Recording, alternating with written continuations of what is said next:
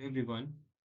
आज के इस वीडियो में हम लोग क्लासिफिकेशन ऑफ सॉइल के बारे में जानेंगे कि हमारा सॉइल को किस बेसिस पे क्लासिफाई किया गया है।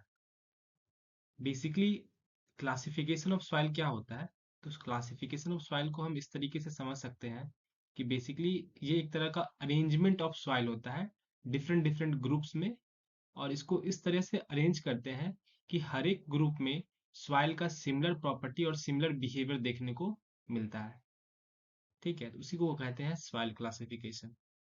सॉइल क्लासिफिकेशन को करने का दो क्राइटेरिया है। सबसे पहला क्राइटेरिया है वो है on the basis of grain size, जिसमें हम लोग पार्टिकल के साइज के अनुसार उसको क्लासिफाई करते हैं। और दूसरा जो क्राइटेरिया है सॉइल को क्लासिफाई करने का वो है प्लास्टिसिटी ऑफ सॉइल।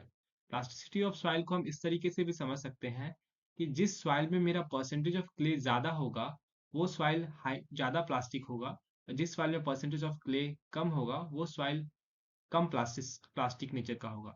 तो हम इसको इस तरह से भी समझ सकते हैं कि परसेंटेज ऑफ क्ले के बेसिस पे भी हम लोग सॉइल को क्लासिफाई करते हैं डिफरेंट डिफरेंट ग्रुप्स में।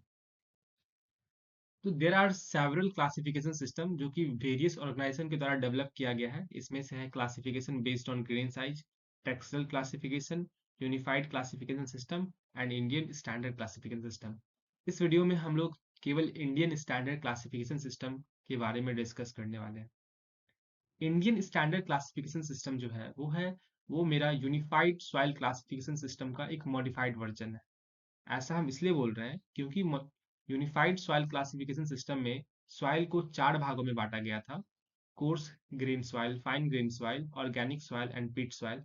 Same like Indian standard soil में भी सॉइल सॉइल क्लासिफिकेशन में भी सॉइल को चार डिफरेंट कैटेगरी में बांटा गया है। खास बात इसमें यह है कि फाइन ग्रेन सॉइल को यहाँ सब डिवाइड किया गया, फर्दर इसमें सब डिवाइड किया गया है इनटू थ्री सब ग्रुप्स, जैसे कि low, medium and high compressibility. Otherwise overall ये यूनिफाइड सॉइल क्लासिफिकेशन सिस्टम के जैसा ही है। इस सिस्टम में मेनली जो है सॉइल को दो बेसिस पे क्लासिफाई किया गया है। एक कह दीजिए कोर्स ग्रेन सॉइल, दूसरा कह दीजिए फाइन ग्रेन सॉइल।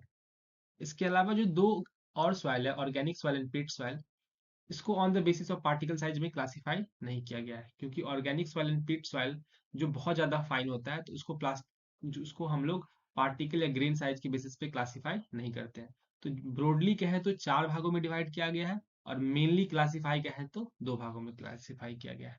आइए इसको देखते हैं कि किस तरीके से मेरा different different size of particles यहाँ अवेलेबल है। तो आप यहाँ देख सकते हैं कि मेरा सॉइल को दो भागों में क्लासिफाई किया गया है। एक जो है मेरा कोर्स ग्रेन सॉइल, दूसरा जो है मेरा वो है fine grain soil. Course grain soil को यहाँ पे फर्दर फिर क्लासिफाई किया गया है ग्रेवल सॉइल में, और सैंड को ग्रेवल और सैंड में, और फाइन ग्रेन को फिर क्लासिफाई किया गया है सिल्ट और क्ले में।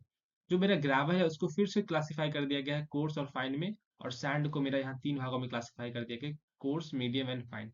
ठीक है, यहाँ पे पार्टिकल का साइज का रेंज दिया गया, जैसे 20 से 80 अगर है तो उस तरह के सॉइल को क्या बोलेंगे?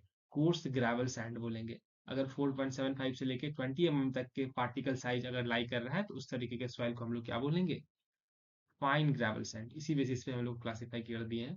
तो आई होप कि आप समझ गए होंगे कि इंडियन स्टैंडर्ड क्लासिफिकेशन सिस्टम क्या है, इसमें सॉइल को कितने कैटेगरी में क्लासिफाई किया गया है, ये कौन से क्लासिफिकेशन सिस्टम का मॉडिफाइड वर्जन है।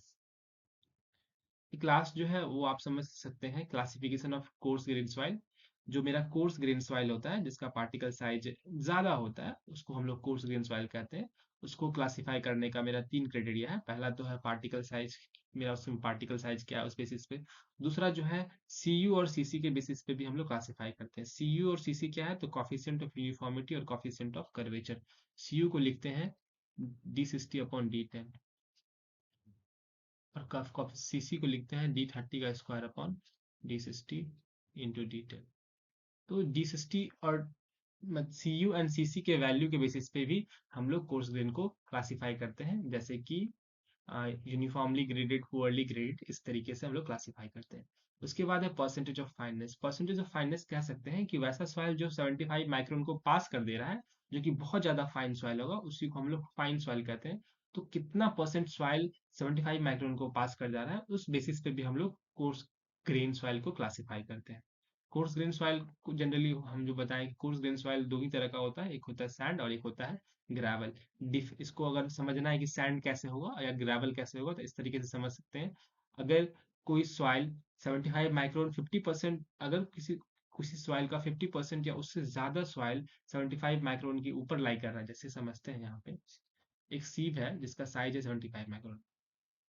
अगर मेरा सॉइल 50% या उससे ज्यादा इस सीव के ऊपर लाई कर जा रहा है तो उस तरीके के सॉइल को हम लोग बोलेंगे course grain soil. Course grain soil में अब ग्रेवल है या सैंड, इसका क्या क्राइटेरिया है? अगर सॉइल अगर कोई सॉइल 4.75 माइक्रोन के ऊपर 50% या उससे ज्यादा लाई कर जा रहा है तो उसको बोलेंगे ग्रेवल। अदरवाइज जो नीचे आ जा रहा है उसको बोल देंगे सैंड। तो ये कंप्लीट डिटेल तो नहीं है क्लासिफिकेशन ऑफ कोर्स ग्रेन का, क्योंकि इसमें बहुत सारा पार्ट है। Well graded gravel, poorly graded gravel, but आप यहाँ से आइडिया ले सकते हैं कि course classification of coarse grain को किस बेसिस पे क्लासिफाई किया गया है। ठीक है, तो ये मेरा आज का टॉपिक था। धन्यवाद।